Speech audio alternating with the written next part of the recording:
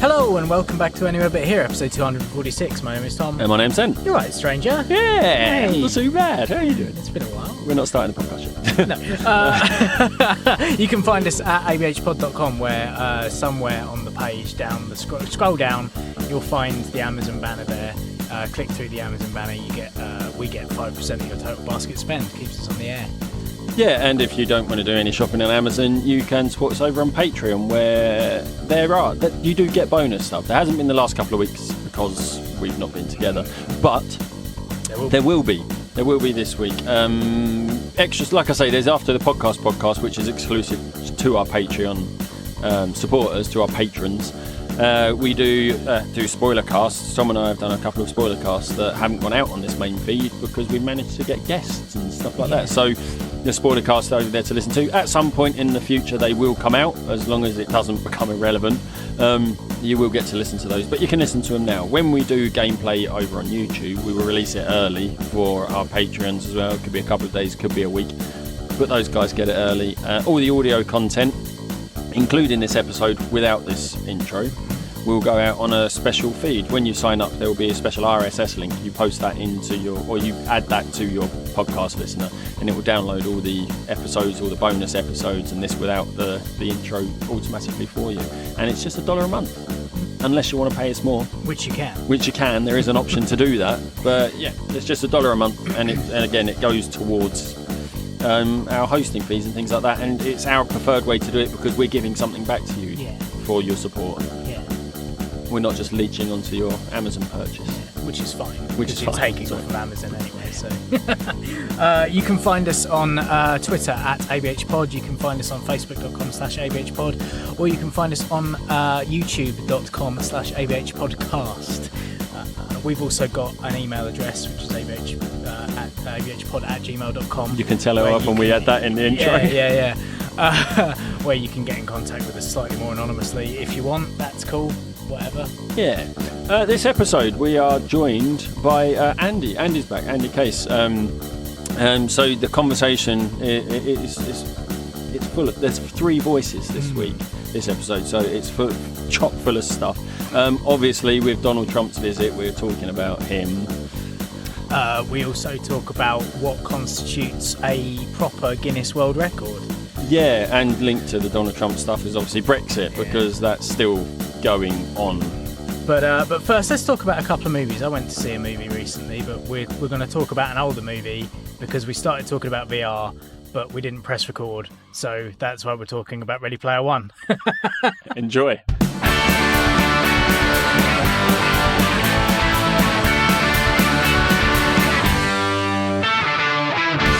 Start recording, but yes. Excellent.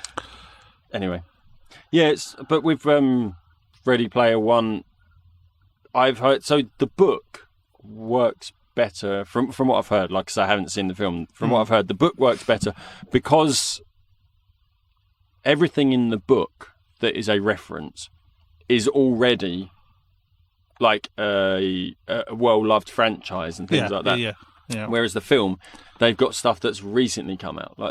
In terms, that's true. Let's talk Endgame.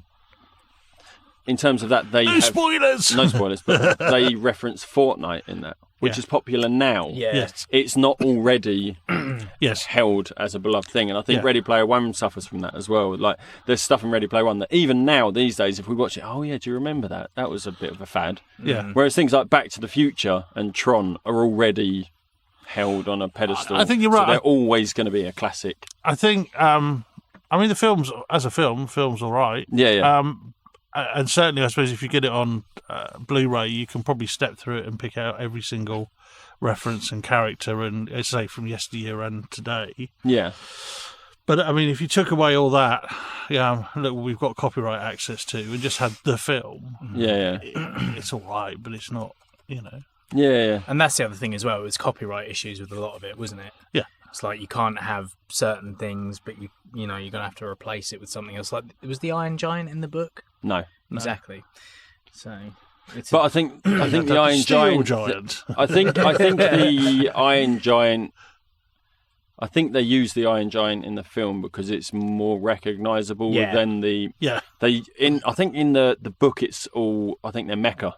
thing. So it's all it's Japanese cultural things, and it's only if you're into anime and mecha anime and stuff like that, then you would get it. Yeah. So, but in the book, they can explain it and where it comes from, and then you can go and research it. Whereas in the film, it has to be like, oh, I know that. I've seen that. So I think that's why they use the Iron Giant. Yeah, and I think that's why they had all the obvious characters turn up, the ones that you could instantly go, if you're of a certain age. But there are things in there, apparently. So the Ruby, the Rooster Teeth animation. So it's an anime. It's more like it's a Western anime. But it's actually really popular in Japan. So I suppose it's a true anime now. But they actually contacted Rooster Teeth and said, "Can we use this weapon that's in your?" So I think somewhere in that film there is a character with that weapon. Yeah, fair enough. Which is only something that people who know that show will know about it. And I think that's why the film was well received in a sort of geeky way, because there's stuff I'm not going to notice that other people are going to notice, like you say, and there's going to be bits I notice that other people won't notice. So yeah, from that point of view, it's great for spotting. But if for the film, it's just it's okay. But I mean, I will just watch have half it and an I'll hour of probably every enjoy character you've ever thought of on a screen, really. And just, yeah. I think it's just it's one of those switch your brain off and just enjoy the visual. Yeah. It's definitely something I'll get round to seeing. Yeah. Oh, I definitely will. I mean, it's like people getting really annoyed about the sort of John Wick, isn't it? About saying, well, there really isn't much of a plot, and there really isn't much of.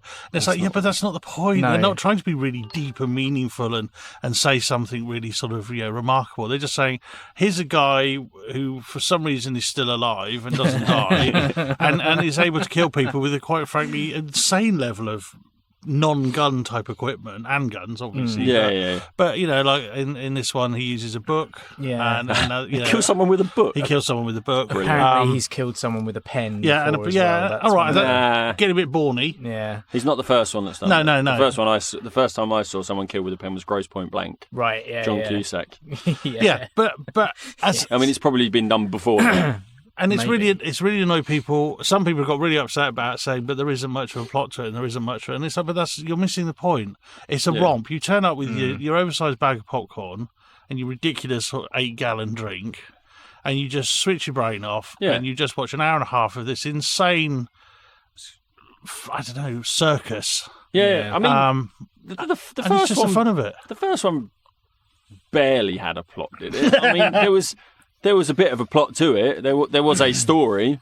Yeah. But it was all about... I still haven't seen any of them. It's really You've annoying. not seen it? Yeah, I know. I've only seen the first one. I love it. Absolutely I know that I will. That's the thing. Yeah. I'll wait for it all to come out on a trilogy. And there's another one. Is it? Well, there's going to be a 4. There's a 4th one in 2020. It's because they're print money. They do, because it's Keanu Reeves as well. Yeah. Nice guy, yeah. Ageless. He really is, isn't he? Yeah. I was reading something this morning. I think it was a Snapchat. It's one of those tabloid stories, and it's like all these theories, like Nicolas Cage and Keanu Reeves. Well, the other one vampires. as well. I caught a little bit of the side of House Rules last night, and Tobey Maguire and Paul Rudd and Charlize Theron are in it, and they all look exactly the same. Yeah, Paul Rudd. And that movie was made in 1999. And like they just look. I mean, Paul Rudd just looks a bit smoother. Yeah, it's that era of Hollywood. I don't know.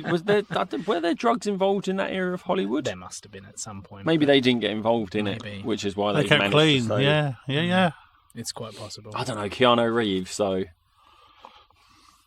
I don't think he's a partier. No, he's like a Buddhist, isn't he? He doesn't. I was going to say he's like very so laid chill. back. He must have at least, but no, he's a Canadian, isn't he? Yeah. I always forget that. That's probably why he's so chill. But you're right. There's some people that just don't. There's some people that just stop. Either you recognise them in the film, and then 20 years later they look identical. There's some people that get to a certain age and seem to stop. It's Scarlett Johansson to a point. She doesn't age very much either, does she? Whereas you got people like Mickey Rourke, who ages. But then he's aged magnificently, hasn't he? All craggy and whatnot. Well, yeah, true. I mean, all the boxing didn't do him much favours, did it? But yeah. I think he's aged to a point where he died about 10 years ago. Like that's what he looks like. It's like Iggy Pop. He's actually decomposing now, but he's still alive. Yeah. But I mean, that's how fast he ages. There's still the pressure, I imagine, with casting that you need to look young. I imagine at the moment you don't look young, you're out the running for whatever Especially the film for women. is. Yeah, particularly for women still, sadly. Yeah. It shouldn't be, but it still is, sadly. Yeah. And there's very slow kind of continental drift change happening. But one day... Talking of slightly disbelievable action movies, I went to see Godzilla, King of the Monsters the other day. Oh, you're not going to like it, are you? I can tell by your tone. I wish they would stop... I could tell by his Facebook status. I wish that they would stop putting humans in there. Just leave it to the monsters. All the bits with the monsters were great. The monster design were great. You know, all the big set pieces were brilliant. But just all the unbelievable stuff was happening with the humans. Yeah. Just don't bother. Yeah. It's just weird how you've got these, like, these days you get these monster movies, and it's a monster movie. It's called Godzilla, King of the Monsters. It's supposed to be about the monsters, yet somehow the main plot and focus is on the storytelling is happening with the human characters, and the monsters just happen to be there. I don't want to talk too in depth about it, but there's like a family. I mean, can we like Godzilla? Is it worthy of like a spoiler warning? There's like a family thing in the centre of it, where like there's an estranged couple and their daughter, played by Millie Bobby Brown. Yeah. And she's living with the mother while the dad is off doing something, but then they used to work on a thing that they were trying to stop whales beaching. Right. This like sonar-y type thing that keep them away mimics from the sound of the sonar, so that they would stop beaching themselves.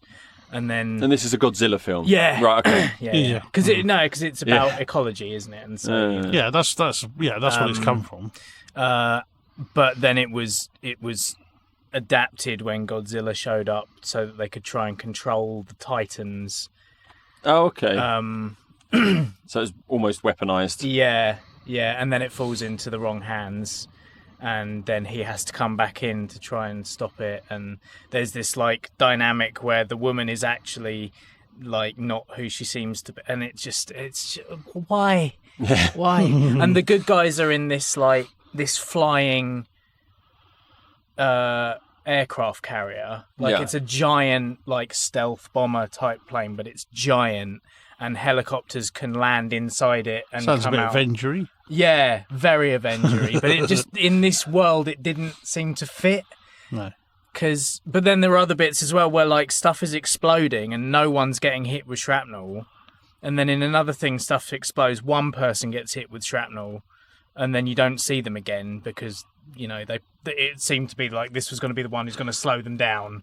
The expendable. So get rid it's of the red shirt. They get this person into the truck, and then there's never any payoff.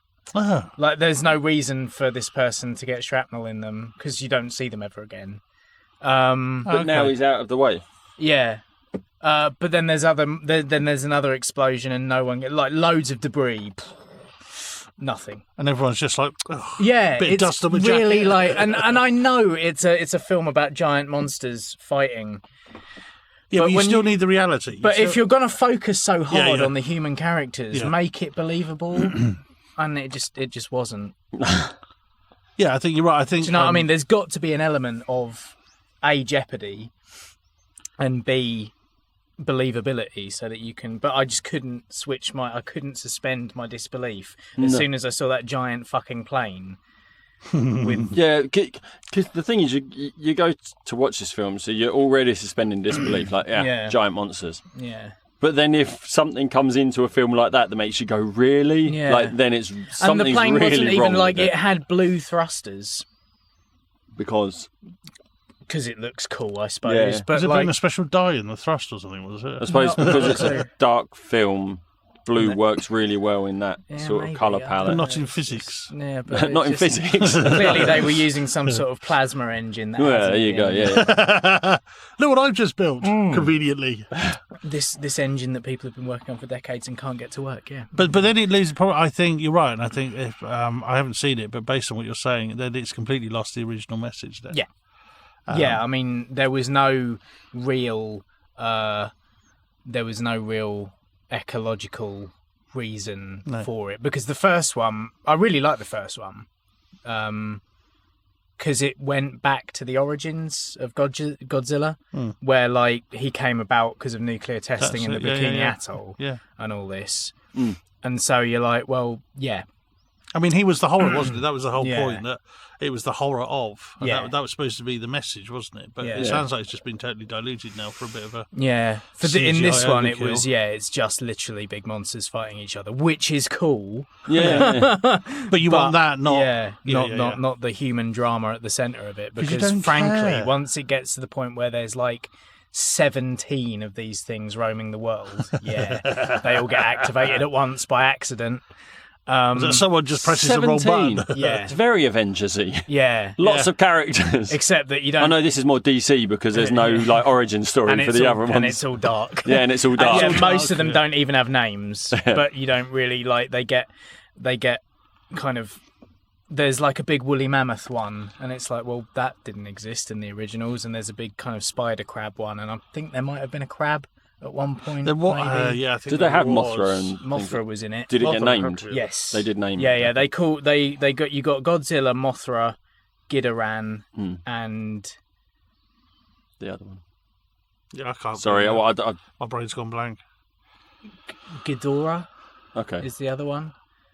That sounds A right. big Almost- kind of pterodactyl. I was going to Yeah, say yeah, it sounds Ghidorah right. and Ghidorah sounds like King- Pokemon. It's like the male version. Yeah, of the female exactly. It was. version. Parts of it looked a little bit Pokemon. Oh, really? Yeah. Okay. Did they play power-up cards or something? I can buy these two. Well, they went through a couple of forms as well. They evolved, yeah? Oh, okay. Oh no! Were there people running around with their mobile phones down on the ground trying to?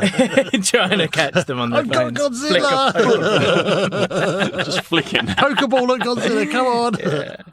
But, Have a raspberry. but they Easier also to catch. mentioned Kong as well. They did. Wow. Yeah. Oh, okay. And the big How? thing, well, because he's part of their universe. He's a Titan as well. He is, but is he part of that universe? Yeah, yeah. that- Because is the that next cinematic film universe is now? King Kong versus Godzilla. But they wouldn't be enemies. They're making it out like Yeah, but neither are Captain America and Iron Man. Yeah, but that was transitory, wasn't it? That was a slight disagreement over Yeah. policy, Yeah, and then they all made up again. Well, this might be. This might this be is, politics. Well, they're sat around looking through contracts, going, "Well, It's at the beginning of. Did you see Kong Skull Island? yeah." I quite liked it. Bits of it. I think if it was 7 days shorter, I'd have probably got on with it. So. But it's the bit at the beginning where the Zero pilot crashes and the American pilot crashes, and they have a bit of a fight. And that's the Japanese versus American monsters, and King Kong is the Okay. American monster, and Godzilla. And then right at the end of this, they're like, "Oh, King Kong's up to something out on Skull Island," and that seems to be where Godzilla's going now with all his monster friends. Was it really like that Wow. with like flashing lights and look here? Yes, They really telegraphed it that much. yes. And then they went into cave paintings, and you literally see Godzilla and King Kong in battle at the very So end. nothing else throughout the film at the hints ve- at King Kong, and then Oh no, at no, the no! end- King Kong's mentioned during the film. Oh, okay. I thought you And meant right on at the end their- they just went, "Oh, by the way, Yeah. King Kong's up to something." No, Oh, okay. On their big map of the world, like you've got all these big red hotspots, and Skull- one of them is Skull Island in Oh, the middle okay. of the Pacific. So he's always there. But every time that map came up, I was looking to see if he was moving because all the others were moving around. And I he- guess King Kong can't swim.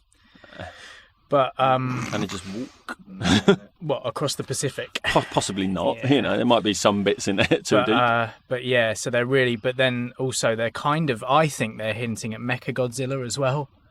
Okay. At the very, very end, there's like a post-credits thing Oh, okay. where they've got the head of Ghidorah, like, Right. and the evil military people have got it now.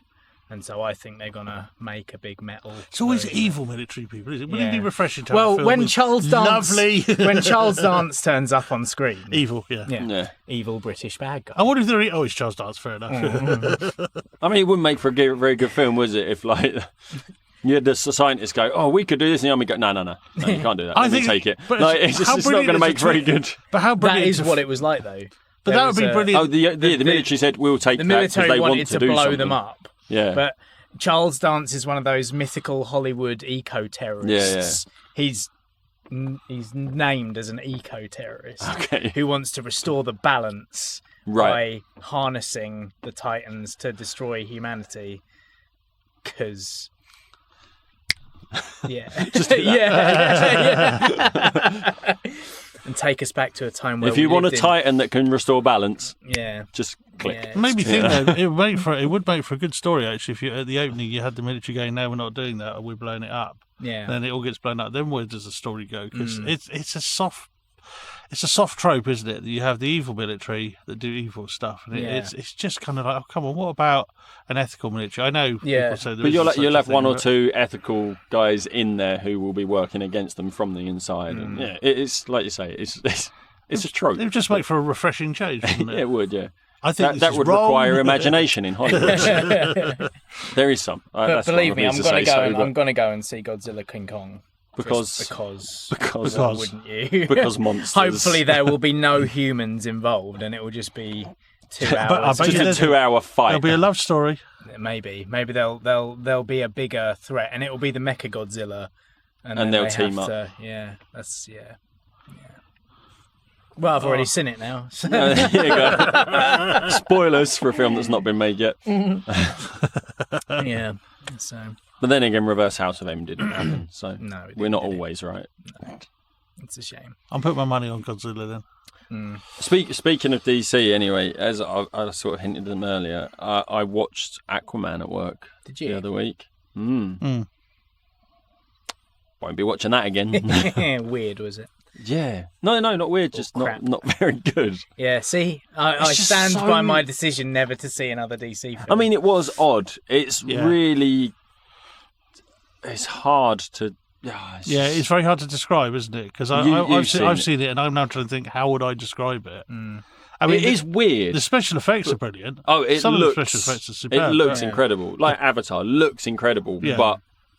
What was going on? What? Yeah, it was like that was sacrifice the plot, wasn't it? It's like, we'll make it look nice. Yeah, they had this... There's this scene in it as well where, like, it's Jason Momoa and the woman... Yeah, she jumps out of a helicopter. Well, it is a helicopter, isn't it? Without a parachute, and then the pilot turns around and goes, "Did she just jump without a parachute?" Right. It's familiar, isn't it? Yeah. When did they say that? Oh, it was Captain America, wasn't it? Yeah. Right. And then Jason Momoa turns around and goes, "Redheads, right? Gotta love them." And it's just like, wow. Yeah, they're You've probably seen it in the trailer. I think it was in the trailer as well. Yeah. But it's just that's so like. It just doesn't seem right, does it? No. I don't know, but it's visually stunning. And I've picked up on, because I was watching it, and I was trying to explain to the guy at work who watches these films why I prefer like Marvel and DC, and I said there's just something off about DC, like the way it looks. And it's not that it's dark, because this Aquaman is not a dark film. No, it's very colourful. Yeah. So it's not that. And I think what it is in the battle scenes, the camera's constantly spinning around and moving around and zooming in and out and panning, and it's just so too much camera movement. Yeah. Because it happens in Avengers, but they'll go around them once and then they'll go to another shot.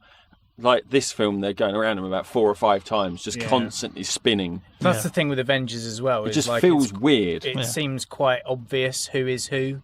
Yes. Because of the suits and that are all quite well, like they're all quite distinct. Yes. Whereas the kind of grayscale palette of a lot of the DC movies, I know that we're not talking about that on generally, this one, but the other thing as well is in like the Avengers films in the Marvel universe, you're introduced to these characters gradually over time. And like so in Aquaman, you've seen Aquaman, you know who Aquaman is. You don't know who these 80 other characters are that are suddenly in the film. Like they're just coming out of nowhere. You do need a little bit of exposition. There's a lot of characters. But we discussed that before, haven't we? That they missed the window, didn't they? They really did. Whereas Avengers, like you say, they started with introduce, and then we can build them into a team. DC went, we'll skip all that, we'll try and cram it into one film, and then we'll just crack on. And it's like, people won't, unless you're massively invested in the universe and you've read every animated novel about, and you know everything. Yeah. You can immediately go, I know who all these are. You're just going to get lost. And the other thing as well, although you haven't got, so like there's 20 or 30 characters in Avengers, like in Endgame, like there's 20 or 30, we haven't had a film for each of those. No. But in, say, Black Panther's film, you introduce 4 or 5 key characters, and in the Captain America films, you're introducing 4 or 5 key characters, and then they're coming together. Like you're introducing a couple of characters in each film, and you understand how they relate to each other. Here's 20 characters that you've never seen before, and you're like, what the fuck? Where are we going? Yeah, you have no idea how they relate. No, it's but. DC still trying. They've done a couple of good ones. They've done a couple of good things. Are you going to mention that to them as their strapline, are you? DC still trying. You've got to hand it to them, you know. But it'll be interesting to see what happens in the Marvel Cinematic Universe now, especially with the actual acquisition of Fox now. Yeah, that's going to be interesting. And now the latest X-Men film has basically flopped, right? Again. It's not getting rave reviews. I haven't seen it, but it's being absolutely hammered into the ground. I saw I love Dark Phoenix in the cartoons was just really well handled. And I've watched this trailer and I'm like, that's not Dark Phoenix. That's not how it happens. It's like Fantastic Four, though, isn't it? I've not seen the newest one. I did eventually. Just because I wanted to... It looked really good. Yeah. I thought it looked really good, but apparently not. Yeah, storyline not so much. Yeah. Again, it's just spectacle over... But then there were problems with that as well, I think, with the filming of it and stuff, where they didn't quite get enough time or No, it's because it was changed. Shit, we're going to lose the license. Let's make another one. Yeah. I think that was what it was, wasn't it? Yeah. If we don't make it, and I think that's what happened with Amazing Spider-Man, wasn't it? With, Andrew Garfield. With the Andrew Garfield ones, it's like, we need to make a Spider-Man. Although film, I like those ones more than the Tobey Maguire ones. I've seen the first one. Yeah, the second one's I've seen a bit of the second one. I'm like. Yeah, ooh. yeah. The second Electro. Oh, yeah, the second one was bad. Weird. That looks weird. Where he's Electro's kind of flinging Spider-Man around inside an electricity power plant, and every time he hits a coil, it dings the melody of Incy Wincy Spider.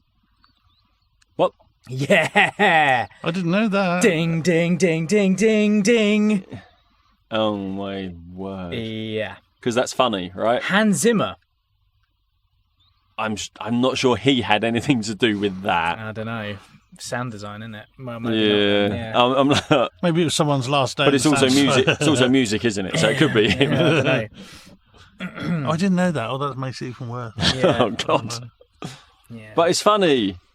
It's not, because it was used in quite a big action sequence where there's not supposed to be any comedy. Yeah, yeah, it was a bad tone. Yeah, yeah. The first one was alright though. Reese Ifans was good.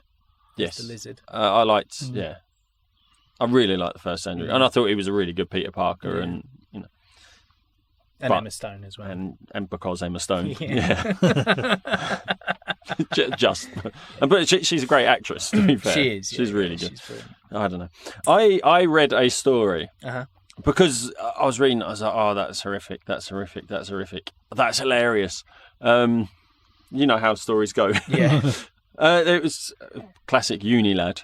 The headline is Chicago Cubs batter cries uncontrollably after his ball hits 4-year-old. So the story, Tom, already like that. It's an interest, yeah.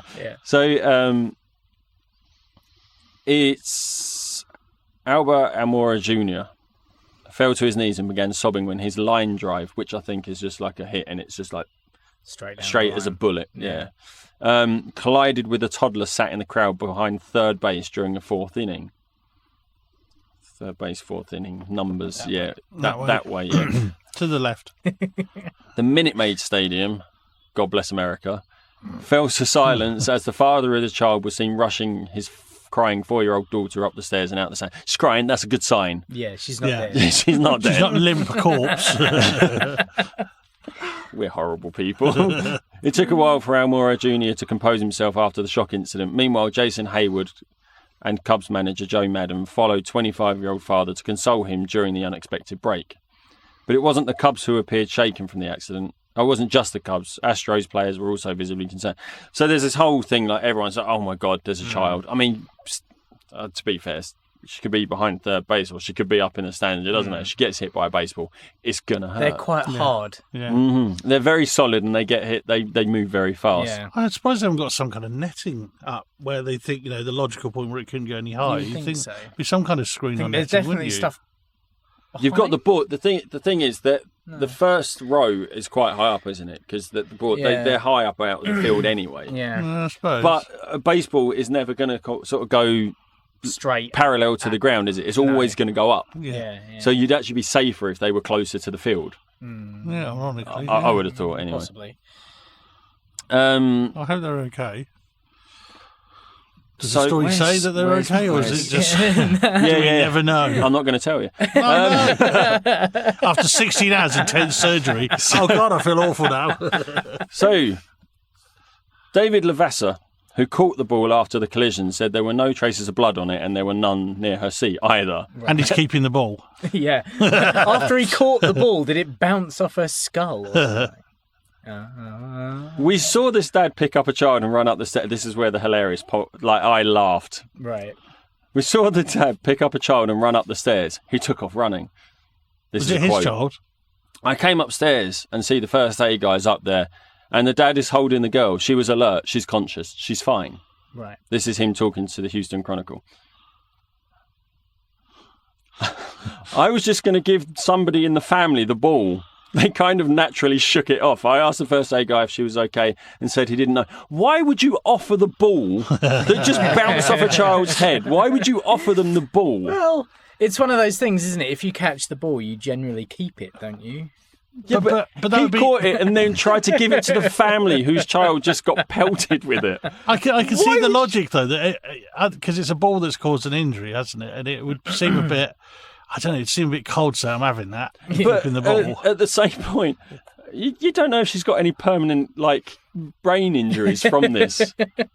It's a memento. Fair enough. Here's a mention of the day. You'd have visitors around your house who'd never met before, and there's this sort of child who's almost brain damaged, laying in bed with a baseball on a plinth in a glass box next to her. So, how did she end up like that? Well, you see that ball next to her. This is what done it. Yeah, as I say, do you put the baseball into the hole it's caused? Look, perfect fit. Look. I was reading it, and there was this guy who caught it, and in my head I was like, "Don't say he tried to give them the ball." And I was reading the quote, he tried to give him the fucking ball. I can see in the moment. I can see the logic of what he was trying to do. I could see that he thought, I can't really keep this because that's going to make me look like a right shit. I can understand that he said, "Oh, do you want to?" I can understand that the sort of the knee jerk. Well, technically, the kid caught it first, so maybe he should give it to her. No, yes, I do see that, but at the same time, on your way up the stairs, wouldn't you sort of be thinking, "Oh, actually, I might just check first"? Because I'm just thinking, if I was at the rugby and a ball bounced off a child next to me and then sort of bounced into me, yeah, my natural reaction, even if they're sort of obviously crying from the ball bouncing, yeah, my natural reaction would say, "Oh, do you want the ball?" I can see that kind of. I could see why you do that. In that scenario, yes, but in the way I see the scenario, in my head is cracked with a baseball. Dad's like, "Oh shit!" Picks up the kid, runs out the stadium. You don't know what's happened to that kid. No, to pick up the ball, I'm going to go offer it to the family. Run after him. It's just a bit. No, I think cold light of day, I can understand, but I think in the moment, I think. Yeah. Because hindsight is a. Yeah, I'm keeping the ball that injured a child. I mean, it makes you look terrible as a human being, doesn't it? I'm having that ball. I would like to think in the situation, I'd probably hold the ball and go, "Nah," and just chuck it back onto the field. Yeah, all that. Nah. I don't want this. It could have killed. It could be a murder weapon. I'm not holding on to this. Or you try to throw it back into the field and it bounces off another child. It's like, no. Or throw it. Cursed. Try and get it into another field. Try and get it back to the field, ricocheting it off of another kid further down the line. I was going to say. Yeah, got it. Skimming a stone. B-movie horror, the cursed ball. Just an hour of the ball bouncing off people's heads and slowly killing them. Oh, you'd need Leslie Nielsen for that, wouldn't you, really? For that sort of comedy. The kind of dead and loving it thing. Yeah. Did you hear that Trump thinks the moon is a part of Mars? Oh, I mean, I've almost given up being. I don't think I can get the enthusiasm to be surprised anymore by how thick he is. For all of the money we're spending, NASA should not be talking about going to the moon. We did that 50 years ago. They should be focused on the much bigger things we are doing, including Mars, of which the moon is a part, defence and science. I think what he means is like... The moon is part of the Mars using the moon is part of the Mars mission. Yeah, we all do know that, but it's Trump. You can't be sure. He could have used a whole do you remember his tweet? Yeah, he could have done. Do you remember his tweet years before this? I don't know. Where he said he's going to inject another like 2.6 billion into NASA or 1.6 billion into NASA to get back to the moon. Right? Yeah. He said we would go back to the moon. Yeah. But he rolls back on it. He doesn't know what he said yesterday. No. It's that nasty comment, isn't it? Again, but again, that was taken out of context by papers because I don't think he was calling her nasty. Just. Yeah, I know. That when I read that tweet, I was like, oh my fucking god. And then I was reading comments, I was like, oh yeah, actually. No, the moon is part of the Mars mission. But still. But I think it's the fact he's gone back on this NASA thing that just astounds me. That tweet is still there to see where he said we're going to go back to the moon. Yeah, we're going back to the moon on May 13th. So it was only last month. Yeah. He said we're going back to the moon. Oh, so it wasn't even years ago. It was But we'd have to go to the moon as a staging post to Mars. So technically, you have to go to the moon. Yeah. Technically, he's right. He's just been full of it these last few days, hasn't he? I was going to say, how did we feel about any of that went on last week? Well, he said that's not what he actually meant. Yeah. The old NHS being on the table. Yeah. They rolled back on that quick, didn't they? Yeah. Well, after his people went, don't.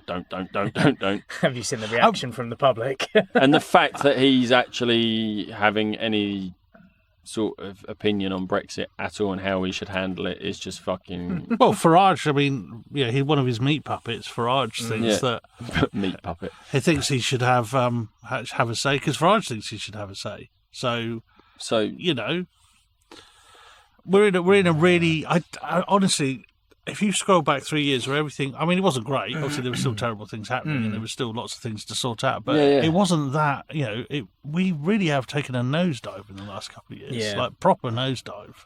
And the astounding thing is we need to get out of the EU. It's costing us too much money. We've spent about 6 times the amount... Yeah.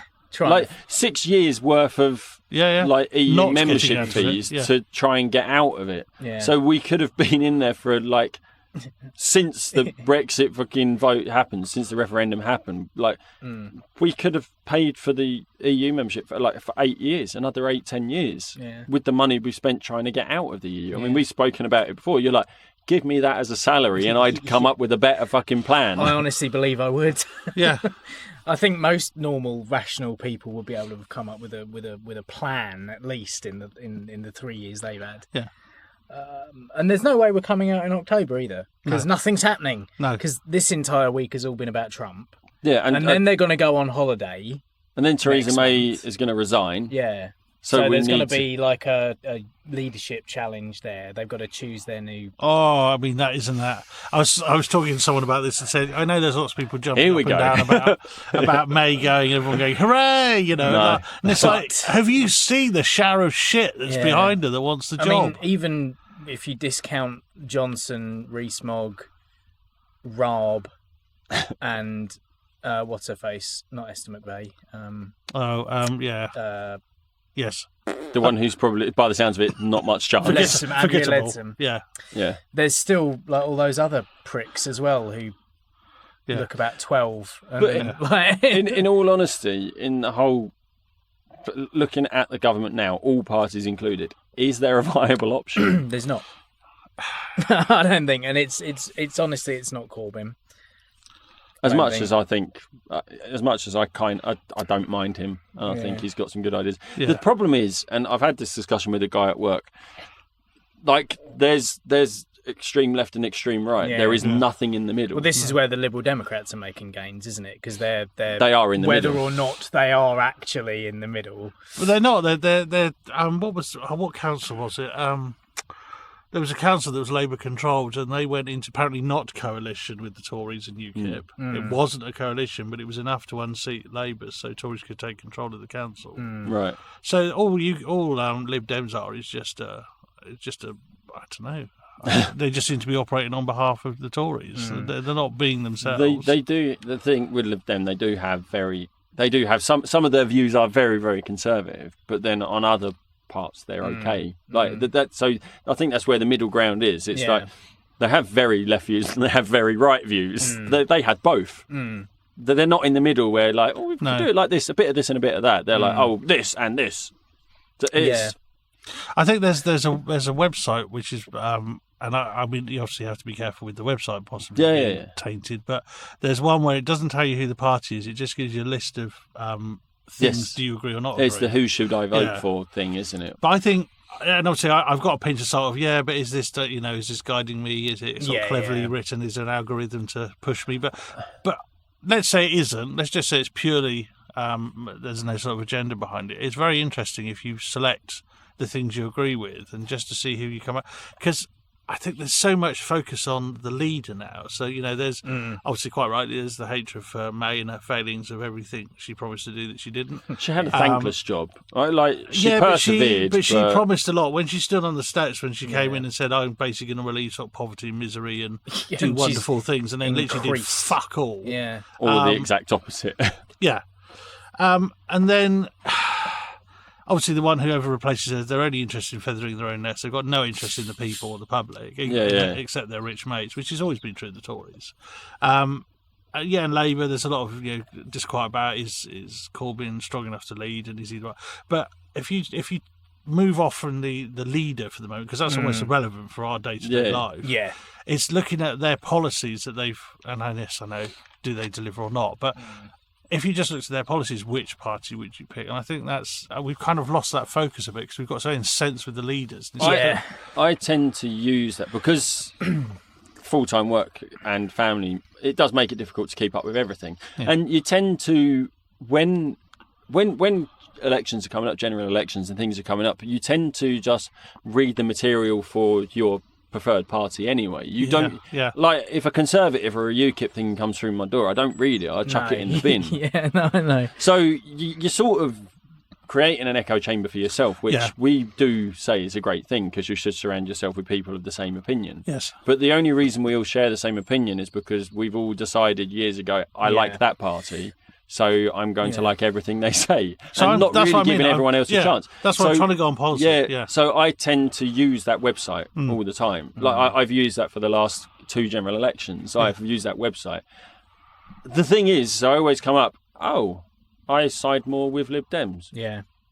But Labour's second place, so I'm going to vote Labour. So because they're very close anyway. Yeah. So I side with Lib Dems, but my mind will go, but they're not going to win. So I'll go for Labour because they're the second place. Well, that was all alleged tactical voting for the European elections, wasn't it? People saying, because Labour haven't taken a stance on Brexit, ideally the revoke stance. Whereas Lib Dems are very clear on the revoke stance. A lot of people say, and the Green Party, there's a lot of tactical voting. And this is the other thing, is that there's a lot of choice for, say, pro-Remainers. There's one party for Brexit. Yeah. And that's been the same since the referendum, basically. There were many different flavours of Remain. Lots of people say, lots of the parties were saying this, but it was only really the Conservatives and UKIP that were saying leave, so they were always going to win. I then put someone who voted Remain in power, which is, that was, genius. This was the problem with the general election, like you say, with the EU elections, was the Remain camp was diluted. So the Remain parties did gain quite a few seats. But it was all of them gained quite a few seats. But then you had the Brexit Party, who they were the only choice, really. They were the obvious choice for the people who were pro-Leave. So everyone who's pro-Leave voted for them. Everyone who's pro-Remain, like I was advised to vote Change EU in my constituency. And people were advised to vote because there was that same sort of website. If you're a Remainer, you should vote for these in your constituency. But the problem is, other places, so you get Green Party and Labour, and so the votes were spread out. So they didn't have enough votes to not. I saw a Brexit graph. Party If off. you put all the parties that had a pro-Remain stance, all the votes together, they came to more than the Brexit one. Yeah, but because it was so diluted, this is what I was talking to a guy at work who was he was a Leave campaigner when he was at uni. because there was a vote leave pen in the office. I picked up and went, ugh, like that. He said, I've got about 200 of those at home. I can bring them in. I'm like, don't. No.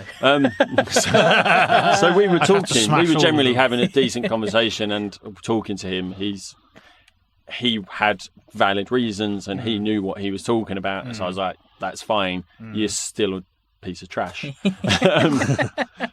Tongue in cheek. Anyway, we were talking about it and we were saying about the possibility of a second referendum. He was like, oh, and he said, like, if there was another referendum, it should be like you either choose to remain or you choose to leave with no deal or choose to leave with a... And I was like, no, don't do that, because then the leave people are going to be split. Yeah. And it dilutes it. If it's going to be another referendum, it should be two choices again. Yeah. But both of those choices should have clear plans. I am a Remain, so I would like, give the Leave camp two choices, please, because then we're guaranteed a win. Yeah. But it's not fair. It's really true. I mean, I know that a lot of people are saying, Labour need to come down on the Remain sort of camp, because that's really what a lot of people want, to sort of swell their voting numbers. But it's always been down to, as appallingly bad as the vote was and ill thought out and everything else, it was a democratic vote, Yeah. The fact that it was so poorly constructed and ill thought out is kind of not the point, because that's what happened, isn't it? Yeah. People said, do you want to leave or not? And that was a stupidly, incredibly simplistic especially when they to said, say. like, the will of the people will be taken into account, regardless of how big the majority was going to be. And then they're not. But it makes it difficult, because if you get into the whole, we're going to ignore that democratic vote, just because we didn't like it, then that sets up quite a tricky precedent, doesn't it? Because it's almost like, then we're not a party being controlled by the will of the people. We're just a party that does what we think's the best thing. Yeah. And that puts you in a very dodgy position, doesn't it? So It certainly does. It is. I think it should be upheld, even though I was. I think it has to be. I think it has to be upheld. But I think we have to have the second referendum to define what the hell we're actually agreeing to. Yeah, it needs to be. Yeah. Why I don't think it's going to be done by October. No, I don't. Oh God, no. Like, it's just Because the last thing I was reading about, they were talking about having basically all the benefits we've got at the moment, albeit via different procedures, but we'd be paying more for them, obviously, because we'd be outside the 10. And it's almost like, so someone's basically designing a model that's the model we've got now, only we'd be paying even more for it, because we're not inside the 10, and we lose all the freedom of movement stuff. Yes. So this is utterly pointless, because all we're doing is redesigning what we've got now, but worse. We're going to be in the same position we are now, and we're still going to be paying for it. And paying more. But we're not going to get the benefits. Nope. No. So it's like, it's... And it just amazes me, like particularly, Farage and obviously his mate Aaron, and obviously Aaron being insurance, would love the NHS to be sold off and made into a massive insurance cash cow. And yet people are still voting for it. And I thought, all these people voting for Brexit, can they all afford private insurance? This is it, isn't because, even a basic visit to A&E is thousands of pounds. Yeah, well, this is what someone else was saying this morning. I was reading through, and there was someone on there saying, on Twitter, saying that what probably should happen with the NHS is that as you leave, you should be given like an invoice for what it would have cost you had it been, that's a brilliant idea. And then you're going like, fucking hell. This is what happens if the NHS is privatised. Every so often someone posts something in America, don't they? They say, I've just given birth, here's the cost. It's like $50,000 or something. It's like, holy crap. Yeah. Is that... I'm trying to think. Can the NHS do that? Can they have a biased stance? Well, to save themselves. Yes. I do whatever I could at this point. Yeah, they should. Yes. I agree, that should be done. Yeah. Operation Fear. Is it right? Yeah. Because there's obviously but it's the reality. But it's again, what we're talking about is informing people, though, isn't it? Yes. People need to know what they're voting for. Yeah. If they're voting to sell off the NHS and a deal with Trump. Yeah, the NHS should be able to defend themselves in a way. Yeah. I genuinely believe that they, I saw that tweet this morning and I was like, actually, because you do see those things where Americans print their bill, invoice. and you go, my God. Now, I've said on here many times, like regarding the healthcare is, and I don't know how it would happen. You know, it's just an idea I feel like could be feasible, but it does then come into the American style of things. Then it's going to become expensive. Is the people who can afford private medical insurance should have private medical insurance, because then that takes some of the weight off the NHS.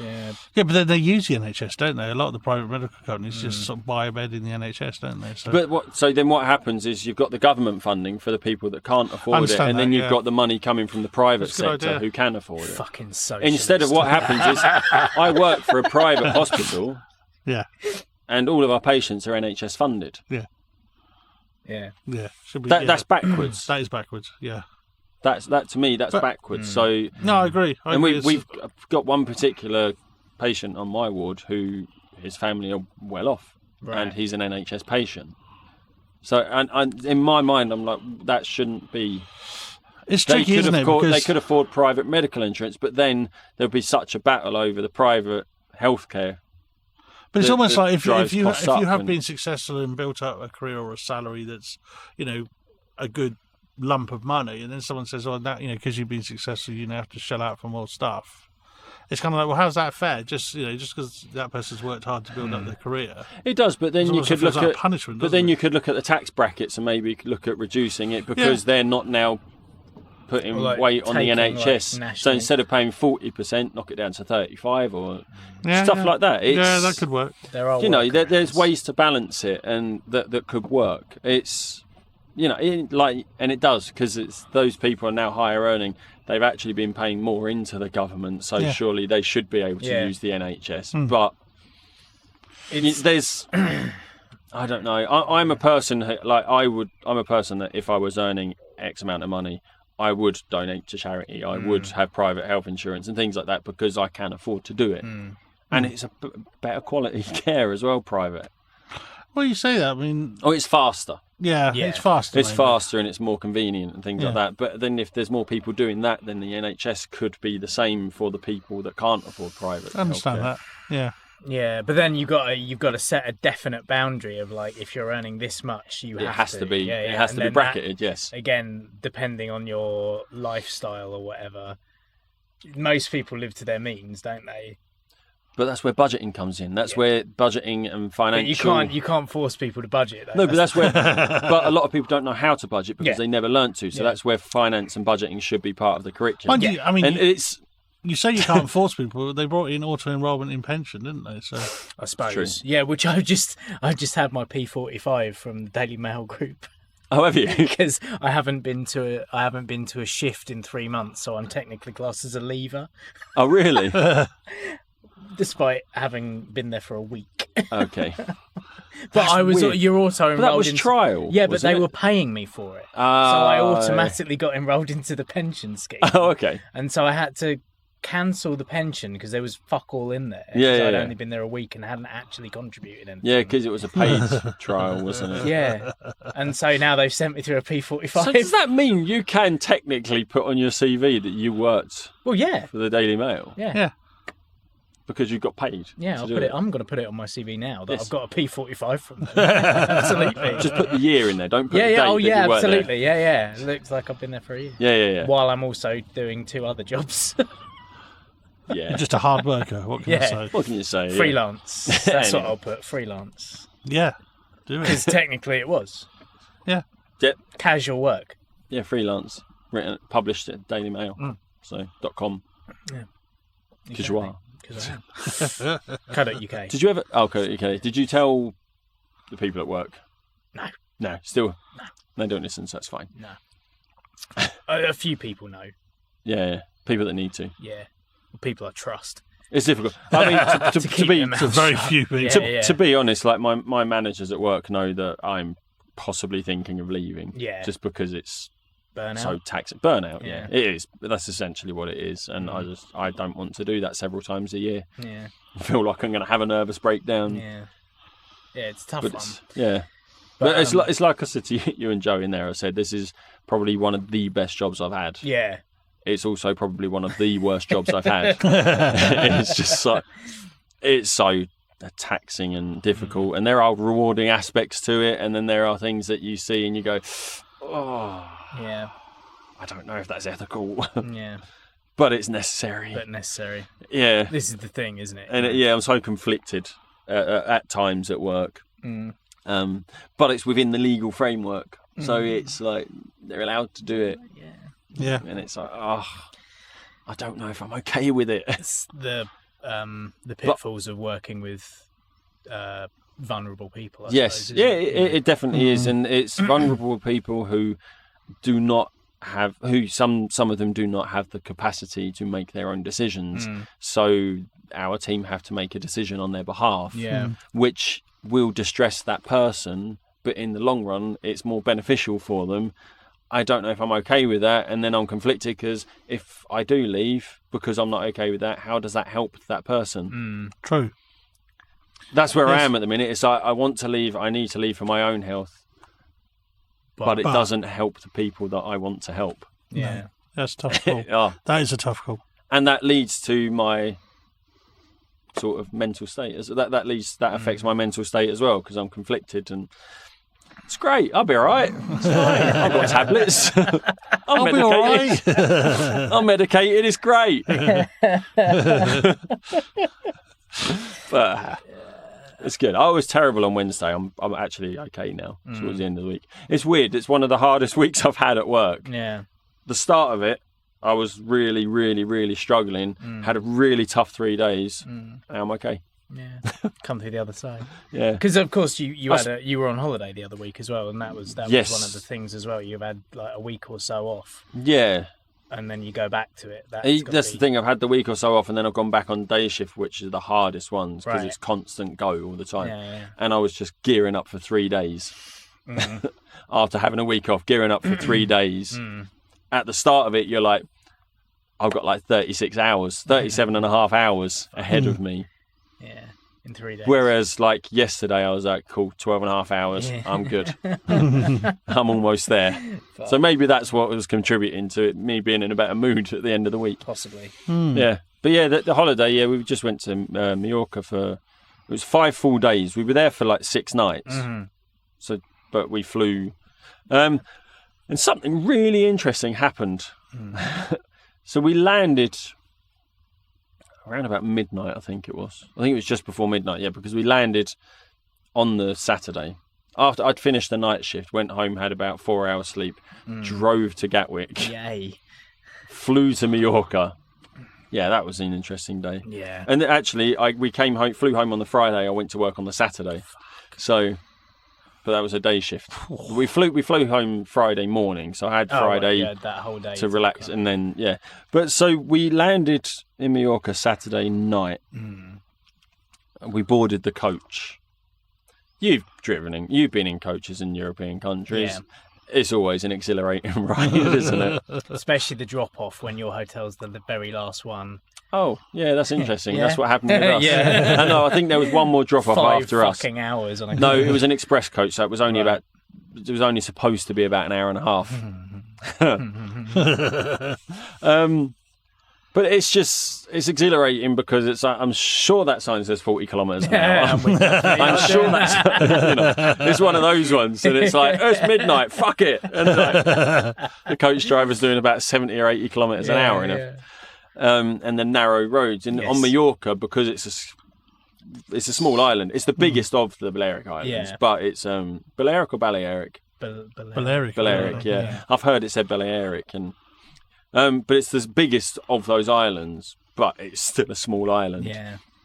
And when you get into the town, most of the roads are one way. Yeah. So you go in one way, you drive around the town, and then you come out at the other end. The coach is here. The drop off is like as you turn into the town, the drop off's there, but that's the end of the one way system. So you've got to go all the way around the town to just end up back where you were. Yeah. Sometimes he did go in and reverse down that road, so he's facing the right way. Technically travelling in the wrong direction, right? But it's close enough to the end that you can do it, and it's midnight. Yeah. So we're actually like, cool. Our town is the next town. Brilliant. So we've got like half an hour now, 20 minutes.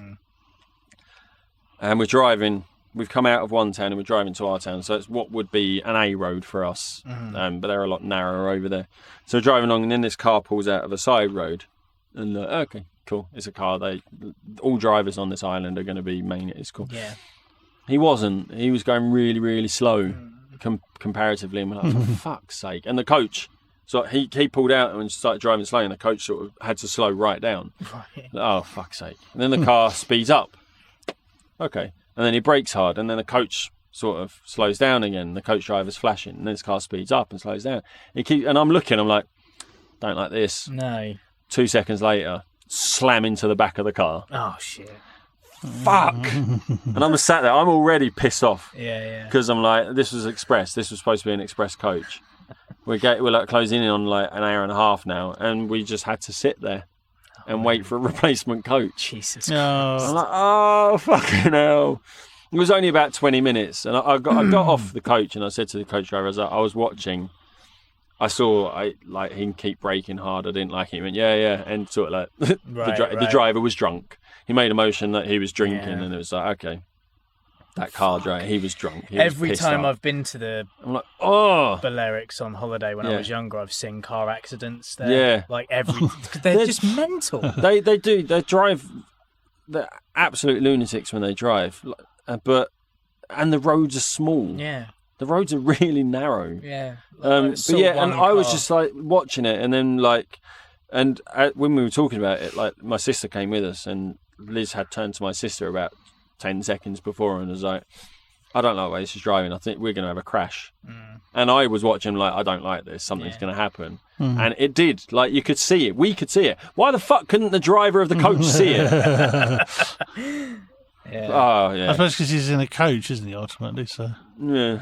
It's quite difficult to slow those things down. Yeah, but I could you're right. see that guy was erratic. Yeah. Like, as a driver myself, defensive drive, we've taught defensive driving. You keep your distance. Absolutely. If someone's driving erratically, you keep your distance. Yeah. Just in case something happens. I mean, what I might have done in that situation is probably pulled over for about 10 minutes, let them disappear. Yeah. yeah, and then good call. carried on. But yeah, you're right. I suppose as well, though, he's got to keep to a schedule or something, hasn't he?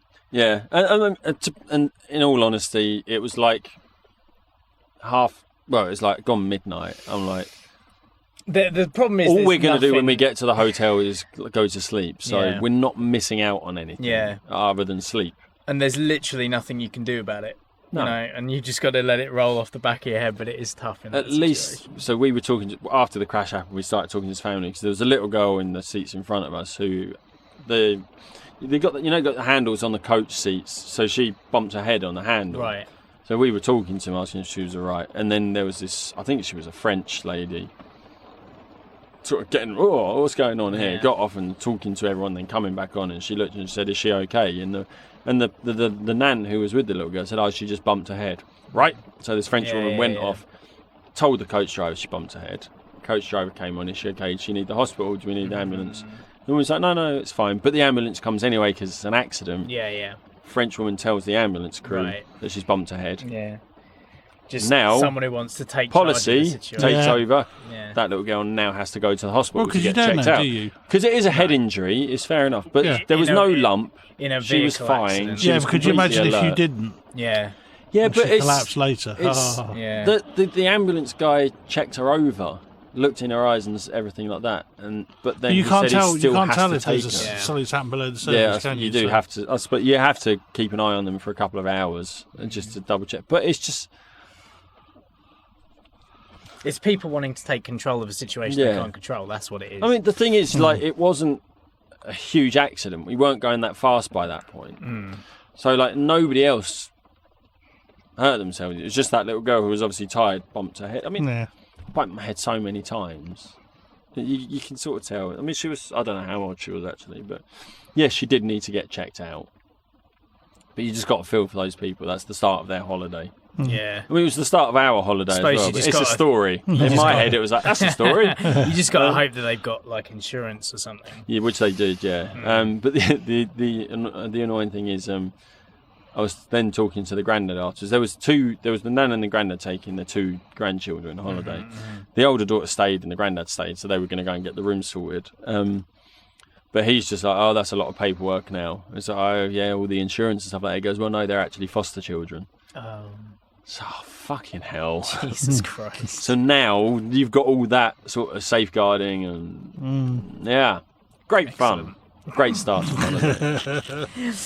Could have been worse. You could have been that 74-year-old hiker who was in the stretcher who got evacuated from a mountainside the other day. Did you see the video? I've not seen or heard about this. It's terrifying. I'll show you that. She's being winched onto a helicopter. Or I did see this.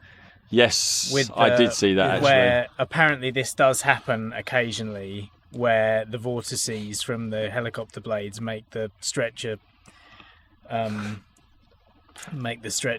start to spin. You would think they'd have a different winch mechanism, four attachment points. Well, no, I think you'd have 2 winches, one either side of the door. Yeah. Yeah. That's true. So like the cradles for the window cleaners. That's a 74-year-old person in there.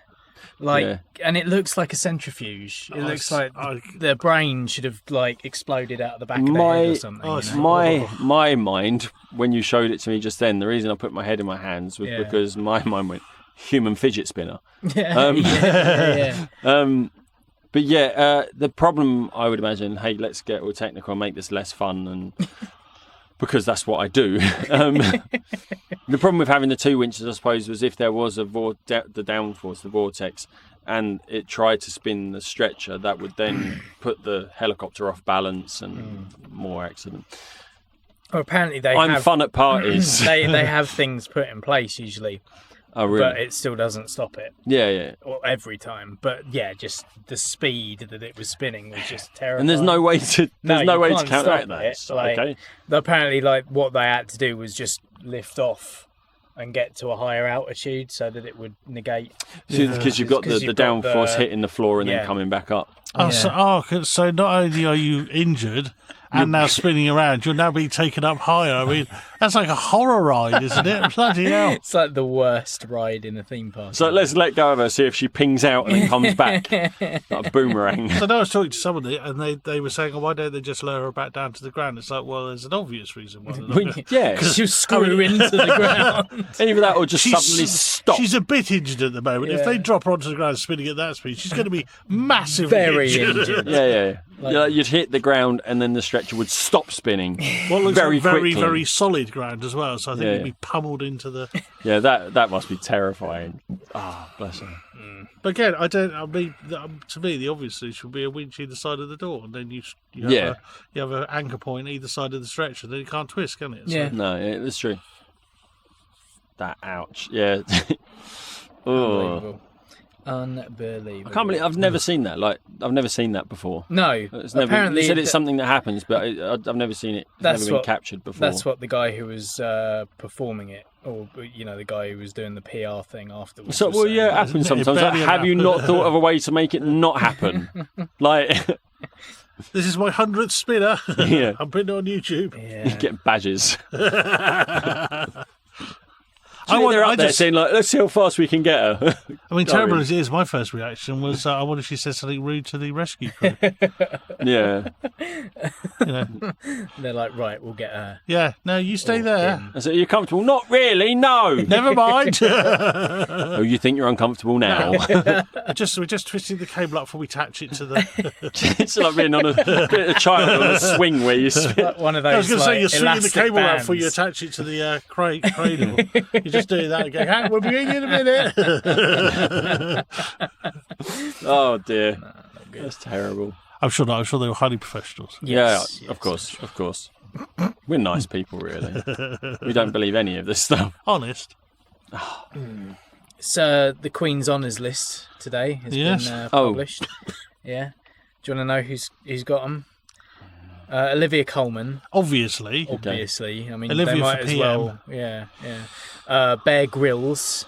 Really? OB for services to young people and the media and charity. Yeah. It's sort of like educating children and things like that. Eating small animals. MIA, the rapper. Wow. I'm sure the Queen knows exactly who he is and chose him personally. Her. MB for Services to Music. I don't know her. I mean, she did just that. shows. I can't remember the name of the song now, but it had the gunshots in it. Okay, I don't know. I can't remember what it's called, but she's also like she's a documentarian and stuff apparently. Oh, is she? Okay. And Fair it's enough. she comes from like Sri Lanka and she's well into that. But she's got it for Services to Music, for which I can only name one of her songs. I can't even name it. Not documentary. Not No, nothing like charity that. in it. Elvis Costello. Wow. Only Services just to Music, yeah. There's a couple on here that I'm like, really? Haven't they been done already? Lee Child, the author of the Jack Reacher series. Good books. Services I to don't mind Literature. them. I've read a few of them. I like them. Amma Agbazy, netball player, captain of the England women's team that Fair enough. won the 2018 Yeah, Games. they did well, didn't they? Services to netball, not even sports. That's really, really narrow, isn't Yeah. it? So you've got Services to Music. Yeah. Really General, broad. yeah. Services to netball. Specifically, netball. Simon Russell Beale, who I would have imagined was already, he was actor, he was in Death of Stalin Yeah. as There are, the thing is, Beria. there are people that turn up on this that you do think, surely they've already got one of them. Yeah. Yeah. And then it goes into Rachel White-Reed, who's a sculptor, Joanna Trollope is an author, Unfortunate name. She's Griff been on Rhys for Jones. ages. Wow. What? Yeah, OB for services to the National Civic Society Movement, Charity and Entertainment.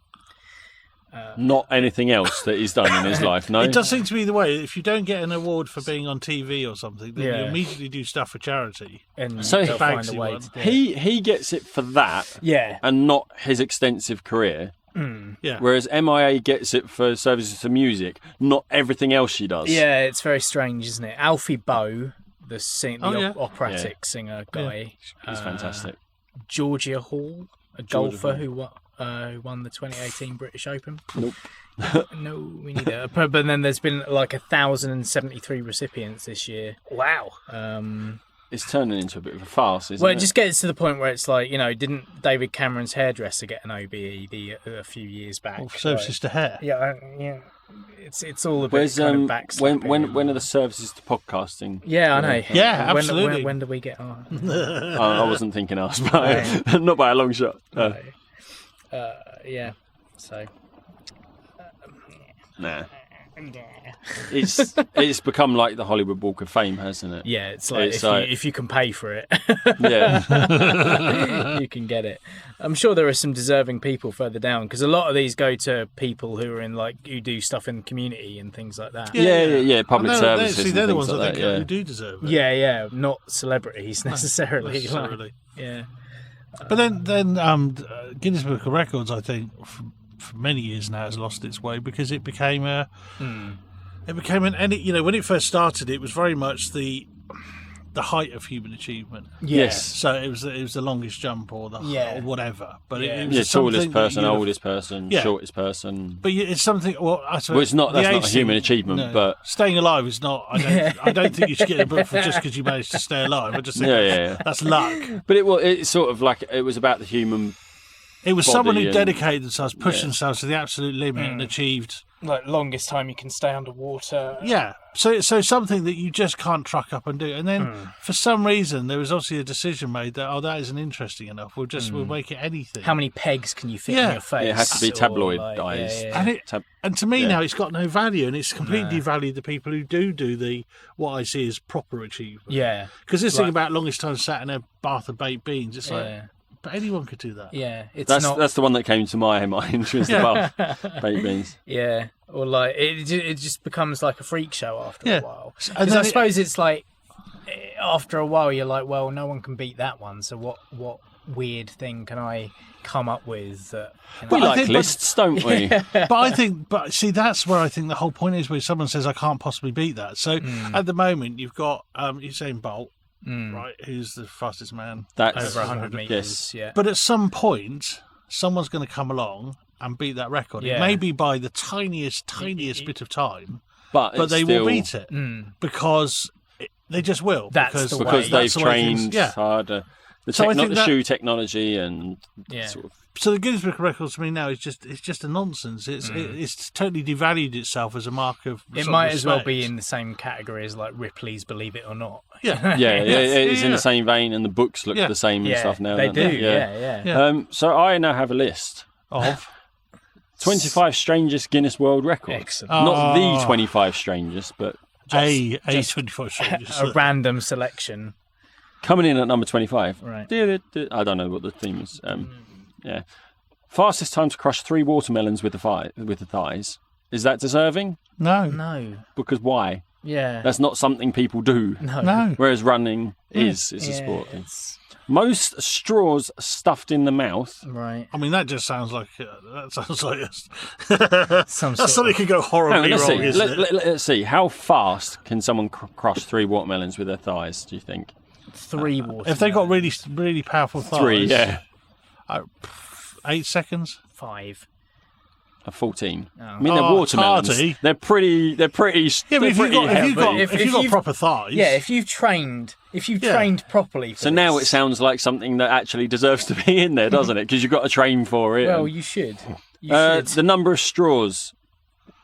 He had to hold them in his mouth for 10 seconds because there are stipulations, aren't there? Like the watermelons, but totally made up stipulations. Yeah, but it would be how ripe they are, how big they are, and things like that, wouldn't it? So the straws. I'd say 2 years. You've got to hold them in your mouth for 2 years. 2 years.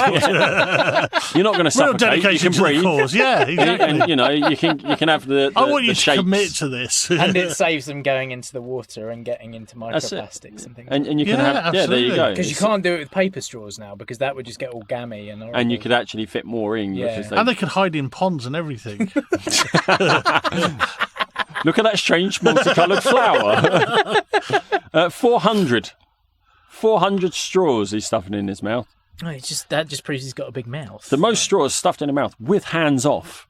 Because you're not allowed to hold them. No. You've got to hold it purely with your mouth. But for 10 seconds. 400. Comes from Germany. I don't know if that's important. Largest pillow fight is a Guinness World Record. 6,261 participants. That's an American one. I mean, why? But that's just a numbers game, isn't it? Yeah. What? Most people at a virtual funeral. Again, numbers game. What even is? It's not even an achievement. No. On October 2005, an avid computer gamer known only as Snowly, I heard about this, indulged in a 3-day non-stop marathon playing World of Warcraft and died of fatigue. Over 100 gamers visited a virtual cathedral inside the game where a service was held for her. That's very specific, isn't it? Yeah. Good God. She played for 3 games. Farthest arrow shot using feet. Right. You've seen that, haven't you, with the bow and arrow being fired by feet, 6.9 metres. That to me could be legitimate. 6.09 metres, sorry. Particularly if you've got a disability where maybe you haven't got an arm or something. So that is the way. They can't do it. That to me would be a skill. Yeah. As long as it was someone with no arms. I would think if you had arms and your choice was to fire with your feet, people were going, just use your arms. Right? Yeah. I mean, seriously. So you're saying, yes, they have to be sort of... I'm saying it would be an achievement if that's the way you've compensated because you're unable to maybe use an arm or something, and so you've developed a skill. Yeah. I think if you've got your arms and they're fully functional, it would be incredible. Enter that one. Yeah. So we should look up to see if this Nancy Sivka is actually disabled in any way before we write her off. Maybe. Yeah. as a non-deserving participant. I'm going to write the rules for the Guinness Book of Records. Farthest marshmallow nose blow. Oh, we're not even going to give that. Wealthiest... No. You're just editing out now, aren't you? Wealthiest cat. Was I right to edit that one out? Yeah, because that's not an achievement. The cat did nothing to achieve that. Oh, just was lucky enough to be owned by a wealthy person. Most toilet seats broken using the head in 1 minute. No. Right. See, why? No, that's just a desperate cry for help. That's not a record. It's just a desperate cry for help, isn't it? Now, this is a classic. This is a classic one. It is an odd one, but it is a classic Guinness World Record. Most clothes pegs clipped to the face in 1 minute. No. I think it wouldn't be the Guinness World Records without that in there. True, but because it's such a classic one. It only relies on you having a big face and stretchy skin. Stretchy skin. You've got to have that. Yeah. But the point You'd be again fine is, then. I'd be all right. That's not my face though. No, it's my not. facial skin's not that. But the point again is you haven't had to push the limits of. You haven't had to go from one place to another place and push yourself. So like when you first do a long jump, Yeah. you're going to be rubbish. Yeah, You do yeah. a little short jump and you'll be rubbish. And then several years later and much practice later, you'll do an amazing jump.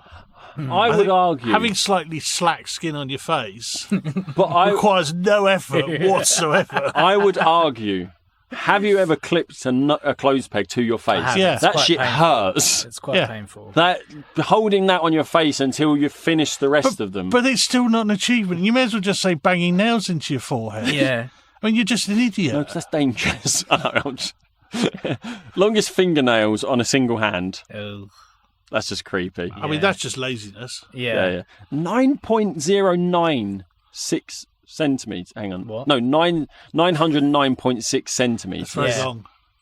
I think I've seen that. That's almost a lady. Yeah. metre. That's crazy. And someone was trying to ask her how she wipes after going to the toilet, and it's like, Did she refuse to answer by any yeah, chance? she did. Clearly, I don't. Fastest marathon. See, that's Dressed as a vegetable. I mean, I'm like, you're like, yeah, that. Oh, hang on. No, see, no. I think fastest marathon. Yeah. yeah. Don't dilute it. Because I Now, imagine fastest. Don't unless, encourage them. unless fastest marathon dressed as a vegetable, it's faster than fastest marathon. In which case, that'd be mean- really embarrassing for all the runners. But Dressed as a vegetable is very specific. Fastest marathon in fancy dress. Although, no, fastest marathon. That's it. That's the Guinness Book of because Records achievement. the people that do run marathons dressed as something are generally doing it for charity. Yes. So, No. yeah. Oh, The only man, way this that man could- is Not for- ruthless. not for the only sporting reason achievement. the only way that could possibly get in the Guinness Book of Records is if I'm watching the telly, all the Ethiopian runners are out at the front, and then suddenly someone dressed as a sweet corn comes hurtling past and takes first place, Just on the line. just on the line, pushing their little corn over the line. I mean, my first marathon, like I was overtaken by a post box. So props to that man. So, But it's again, but I'm not a You're fast not, marathon yeah, runner. you're not. So, but it's got to be fastest marathon. yeah, That's the achievement. dressed as a vegetable or not. Yeah. If you've run faster than everyone else, dressed as a sweet corn, then If you all read props to you. Yeah. in the Guinness World Records, fastest marathon was run by this person, and he just happened to be dressed as a vegetable, give it to him. Yeah, absolutely. 100%. But fastest marathon dressed as a vegetable as a category, No. Okay. Because you can have anything then. You can have fastest marathon run by someone wearing Elvis. I don't know, 4,000 shirts. I think there is an Elvis one as well. Yeah, probably. I think there is specific. But the point is, the moment you introduce an element to it that's completely irrelevant to the actual thing, it can be anything. Because I could get into the Guinness Book of Records, but I don't know, doing a marathon, it might take me about 2 weeks to run it. But Yeah. I could just turn out and say, well, I've brought 700 geese with me. Yeah. So I'm now the Guinness Book of Records for completing a marathon While herding while herding geese. 700 geese with little collars. And that would stand forever, probably. That sounds like a challenge. Why couldn't you just be the fastest man born on this day named Ande Case running a marathon? I mean, let's get Actually, very damn it, I'm specific going with to it. watch the Guinness Book of Records. Yeah. though. But they will stipulate you can do that as long as you finish it within this time. There will be a stipulation. Yeah. Yeah, Or fair you enough. have to find another Andy Case who was born On the that same day, as and you have to beat him. Yeah. Could I might have fastest marathon completed while sat in a sedan chair. I quite like the idea of that one. That Four seems- completely knackered people, and me just getting off all refreshed at the end. Feed me grapes. Yes. Now put me in that Guinness Book of Records. Look all the effort I've put in. I've had to sit for nearly 2 hours. I like that. We've got 2 hours? Fucking hell. actually my first I expect them to push themselves. my first year doing it in 2000 when I did the 2018 in Brighton. There was a Guinness World Record, and I watched it on the screens as they crossed the finish line. It was most people to finish a marathon dressed in one costume. Wow. In the same costume. In the same costume. one single costume. One single costume So like a with lots of centipede or people Right, in it. okay. Yeah, no, what it was, there was a woman. Was it Human Centipede? There was a. First human centipede. It was there was a woman who was going. Can't to do televise it. this. Sorry, I was trying. Yes. In my head, You I'm were like, thinking how am I about- explaining this story? And I didn't pick up on that until a little bit afterwards. And I was like, yeah, because it's human centipede. Yeah, it was the you can't televise. That made me go, what? And then I thought back, and the little guy in the back of my head with a notepad went, human centipede. Here it is. Yeah, no, it was a woman. She survived. I'm doing her an injustice by saying some form of cancer because I can't remember the specifics. And she was going to do it on her own. Yeah. And then a group of her friends all signed up as well. And then they did it, and it was they were dressed like the film Moana. They were dressed in that sort of garb, and they were carrying like a boat that enclosed them all. Okay. They were carrying a thing that enclosed them all, and they walked it. Yeah. Yeah, there you go. So they were all knackered carrying it. She was carrying it as well, so she was knackered. But they all of them got a certificate each. Okay. So they're all in there together. It's not one single person holding that record. It's a group. But, I think it's nice to be Props to them. recognised for doing the thing, but the point I'm trying to make is that the whole point, the original. you in my view- think it should be a certificate that says, not a Guinness World Record, but well done for being. Yeah, or the first person to achieve this thing. That's amazing. Yeah, well yeah. done. But to me, I think the Guinness. I mean, it's too late now, isn't it? 'Cause Yeah, it's they've got everything it. in But if you're going to have the achievement, Unless it someone should from be- Guinness is reading this and going, that guy's got a point. We're going to redact all of those from We're the taking book. away all those people How dressed stupid sweet we've corn. been. The book's going to be huge if they keep giving away ridiculous. Well, this is it, isn't it? I mean, it's like that anyway. Yeah, so we've got most people tossing pancakes. Fuck off. No. Because that just requires logistics, doesn't Yeah, it? it's just numbers game again. Yeah. If it's How do most you feel people, about it's just- collections being in the Guinness World Records? What do you mean charity? Oh, what, like- Before I spike myself, do you mean charity collection? No, collections No, of collections items. of a thing like. I've got I more- just think that's a money in time game. Yeah. So it's not No. a feat. Cool. So largest collection of toothpaste tubes can fuck off as well. yes, it certainly. I don't know. I don't know if they're empty or full. But I mean, that's just a divorcee, isn't it? Yeah. most spoons balanced on a face. No. No. I want to see this one. Most beer bottles opened with a helicopter in 3 minutes. How would you? So. I assume you're wearing safety glasses at this Easy. point. Most beer bottles opened with a helicopter. They're using a helicopter to open it. I don't think they're just. Or you're just cracking it on different sides of the surface. Most beer of the- bottles opened in a helicopter. In a with a helicopter. helicopter. Sorry, most beer bottles opened with a helicopter in 3 minutes. I reckon It's it's- 6. With the black. Oh, no, it can't be. With So the it's blade got then. to be something very difficult. Yeah. It was achieved by Zhao Yang on the set of CCTV Guinness World Records. So it's in China. Yeah. They do weird things. I want to know how he did it. Do they just put a bottle opener on the front of the helicopter and you just have to... Or is it like really because it's China? So is it really fucking dangerous? Where And there's a your hand helicopter up on the into the floor with the blades going, I say and he's put your just hand going up. That's jumping. That's what I'm imagining. I can't... I mean... That would just explode the bottle in Well, your hand. yeah. That's not opening That's the not bottle. opening, no. No. I mean, it is opening, but No, but not in the a bottle sort is of open But in a maybe sense. that is it. Maybe that is it. Maybe you've got to really just lightly scratch the top Enough so to that take- it pops off. That's- And like loads of them were smashing. That's why he's only got 6. That's But mad. again, I don't know. why? Yeah, exactly. We're going to have to look this up afterwards and Yeah. find out. Probably. It's still a why, though. Sorry. Fastest time to complete the world bog snorkeling triathlon. I mean, See that... bog I think snorkeling is a thing, That isn't is a it? thing. So, See, that to me probably is an achievement, isn't it? Because you have to be bloody fit to do bog snorkeling. It's And weird, though. Isn't it? it's a specific sport. It's a isn't very it? specific sport, but yeah. So that one it's- deserves its That- place. So that's that shouldn't alright. be on this list. Because you have I mean, to be it's fit weird to do but that. It's weird, Yeah. but You've got to be largest really fit to do bubblegum bubble. that. No, it's just luck. And how much bubblegum you can stuff in your face. I want to be here when this one happens because it just sounds fun. Largest gathering of people dressed as penguins. I mean, again, it's It's just, not. It's just a numbers game. It's not an Does achievement. each one of those people get a certificate? All 624 of them. Presumably, yeah. Most consecutive stairs climbed on the head. I've seen this one. Standing on your head. Literally just the head. No hand support. Really? But he hops up the stairs. Fuck that. On his head. Ow. That is weird, and that is a feat, is it not? It is a feat, I suppose, but it's more a cry for help again, isn't it? Yeah, because who does that? Li Long Long. But I mean, aside from... He did it on the 5th of January 2015 in China. Excellent, yeah. But it's not like it's caught on, is it, as an alternative to the walking upstairs? The heaviest weight lifted by pierced ears. Right, yeah.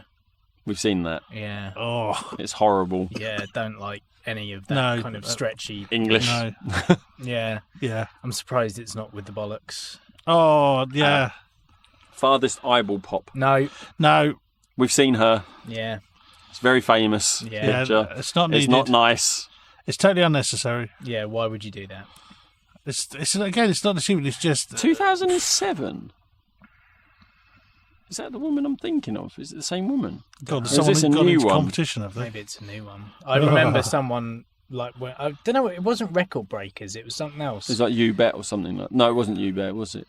No, it is You Bet, because they used to take bets on whether someone could do it or not. That's right. And if they could do it, then it was the new I remember record. seeing someone shooting milk out of their tear duct. Yes. Once. Yeah, I've seen that one. Somehow they swallowed milk and then they could express it. Yeah. Through their tear duct, but and it would shoot out. Yeah, I saw that one as well.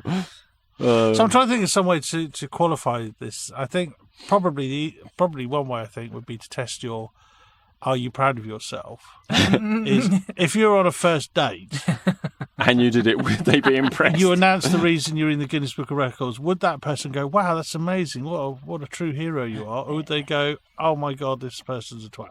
Yeah, because I was thinking. Actually, should it not be? Would you be comfortable announcing it on the first date? But that's wrong, because anyone who does these things would be proud of the fact they've done it. Yeah. So I'm just saying, I think it needs to be: would the person across the table be impressed? Yeah, basically, yeah. Yeah. Would they be impressed by the heaviest weight lifted by a human beard? No, I don't think so. Unless they're really into beards. Yeah. Or most socks put on 1 foot in 1 minute. Why? No. Farthest distance to blow a pea. No. And finally,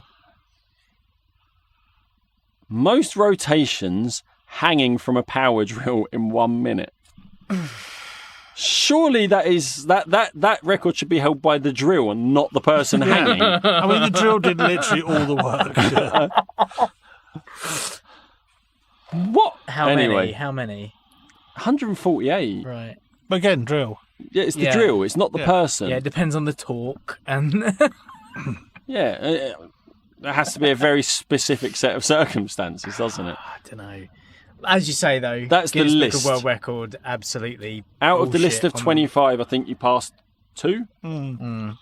Yeah, was it 2? Like bog snorkeling. Bog snorkeling was one, and I think we said about the arrow firing with the fish. Yes, yeah. But that there was a stipulation with that one. Yeah. Yeah. So there you go. We've set that to rights. Yeah. I wonder what everyone else's opinion is. And they make changes. Yeah. Yes. Bastards. It's a farce. The Guinness World Records is a farce. It's a sham and a farce. Sham and a mockery, should be ashamed of themselves. A mockery of a sham. There was a list of 36, but I thought I'd go for the 25 instead. Yeah. Oh no, could have got heated. Yeah. Oh dear me. Well, it's been nice. Yeah. Actually, sitting down. That's what I was saying to Andy before. So people must think we don't like each other. Yeah, because the last two we haven't been together, and this one we sort of got a mediator with us. So come on, you two, get along. Got to get back together. No, it does always seem to be around Christmas and the start of summer when we're going on holiday that the sort of stuff doesn't match up, because that's when we do stuff. It's been a weird year, but yeah. At some point, we'll get back on making those videos again. Maybe we'll finish off. Maybe. Portal 2. Yes. Yeah, Andy needs to. Yeah, I am at a point now where I don't remember the last chamber. Yeah, but I'm at a point where when we get to it, I'd go, oh, yeah, I remember this. Yeah, maybe. But we will do it. We will. Good. We've got to start planning Halloween and possibly what we're going to play after. Yeah, Portal. maybe. I've got plenty of options because I keep buying things in the Steam summer sales. And Well, hopefully, actually, my short might be out in time for Halloween, so you'd be welcome to watch that in the middle of the night. How's that progressing? Sorry, I didn't use that as a segue just to mention it. No, it's been a bit slow because it was filmed last year, but that's partly my fault. It's in edit now, and we're kind of 60%, probably. It needs to be fair, the editor's kind of doing it a bit blind because we made changes on the day of the shoot. So, but he's done a cracking job so far. But there's just some bits to tweak and bits, and I'm going up there next week to do a fun day. Yeah, of going through it video frame by frame with a fine tooth. Yes, it'll be so much fun. Editing's good fun. But hopefully that'll be out in time. So how long was the short? Do you think it's gonna? I reckon it'll probably be possibly 10 to 12 minutes. 10 to 12 minutes. Yeah. But yeah, it's shaping up really well. And I quite like you to watch it cold. Yeah, absolutely. Really? Because I think that could be fun. Yeah, because I don't think you've actually told us anything about it, have you? No. Which is really good. Yeah, no spoilers. Maybe we'll get into reactions videos. Yeah. Maybe we'll be one of those channels. Which we will get Alex on. He really, really, really wants to come on. Okay, cool. And he is a reactor. So. Yes, so he can react to us. Reacting. Oh, reacception. They do that. That's the thing. Yeah, I know. You don't get it. You really don't get it. This is why I want Alex on, because Tom doesn't get it. But I think I've just realised something that we haven't spoken about. Oh, right. And it's a pretty good feat that you've achieved, Tom, in recent times. Oh. You marathoned the fuck out of Game of Thrones. Oh, right. But is that a conversation for another time, or maybe another Patreon special episode? Yeah, stick it on there, I suppose, because I really need to have a pee. Yeah, okay. We'll do that then. But no, also the other thing that I wanted to talk to you about is Monson Jackson as well in the second series of that. Yeah. Oh, okay, yeah. Episode 6 is being written. Hopefully recording, where are we? June, aren't we? Hopefully recording in August. Right. And then should be out hopefully in September time. So that's the plan. Cool. There's a few more complexities around recording this time, but hopefully it'll get done. So cool. I'm looking forward to that. And it's been quite nice for some people sort of saying, oh, when's it coming out, and chasing it. It's quite people nice are actually looking forward. Yeah, it's quite nice. It's really good. Yeah. It's quite nice people actually sort of say, when's it coming out? And then you feel bad that you didn't write the second series quicker. You know? Yeah. But it's okay. Give 1 a year, I suppose. Yeah, give it time it deserves. Yeah, That's it. I mean, generally with things like that, it is usually a yearly thing, isn't it? Yeah. I mean, so. Or some in some cases more than. Yes. You know, just leave them in suspense. Yeah, clamouring for more. Something like that, as well as the passion project. Don't rush it. No, because I think that does ruin a lot of things when it's rushed, doesn't it? Yeah, and obviously, as someone pointed, a couple of people have pointed out, back when Series 1 came out, it was it Pluto that was declassified? Yeah. Oh, yeah. And then I couldn't believe the ginormous smug levels I had, because it's been reclassified as a planet. So it's like, yeah, see, I told you. I'm a future gazer. Nostradamus over it. Of course Pluto's a planet. Yeah. Just stop. Just leave it alone now. I wonder what Neil deGrasse Tyson did when that happened. I don't know. But fuck. Yeah. Give it the credit it deserves. It's been a planet for so long. Just to take away its title like that. Just leave it alone, man. Always felt really mean. Yeah. But obviously, it did generate tremendous levels of smugness. Yes. I was able to contact a few people. Like, have you seen? Yeah. Told you so. That's all the email said. Yeah. With a link. Yeah. I am that mature. Right. So. But yeah, so I wish you all the best with that, obviously. Thanks for coming in as well. Yeah. It's always fun. Always good to have people on. 3 episodes in a row, guests. Yeah, I know. And we didn't play 5 Clicks to Christ with either of the 2 that we did ours with. We should have done, because they're technically guests on the main episode. Yeah, this is something I thought about as well, was like, do they have to be in the pod or on a podcast with us? Yeah, I should have done it while I was Because if you did it with Smokey up there, then actually... Yeah, he was with you at the time. Yeah. Andrew was technically with me on an episode, so we could have done it. Yeah. But that would have been very difficult to coordinate with Andrew. True. Because I wouldn't be witnessing, because he could go, oh, look, it came up. He wouldn't have done. No, of course he wouldn't. He's a very good guy. Yeah. He's one of the greatest. He had a really interesting story. Are you following his personal Twitter? Yes. Did you see that thread he posted? Yesterday or the day before? I don't know. About one of his co-workers. I think I did. But I can't remember. Nah, I'm not repeating it on here. Right. Don't want to be liable. Yeah. I'm not sure whether I saw it. We'll talk about it. Yeah. It was very, very dodgy. We're going to talk about your affair, Andrew. Yes. And your goings on. But yeah, so thanks for coming along, Andy. Yes, no, thank you very always, much. thank you. Always great to have other people on. But yeah, we'll try and sort out the logistics of 5 Clicks to Christ, I guess. Yeah. Really keep on The top remote of that. access. But yeah, if you don't know what we're talking about, become a patron. Yeah, do it. As It's if over you there. don't know anyway. Yeah. But so until next time, I've been Tom. I've been Ant. I've been Andy. Bye.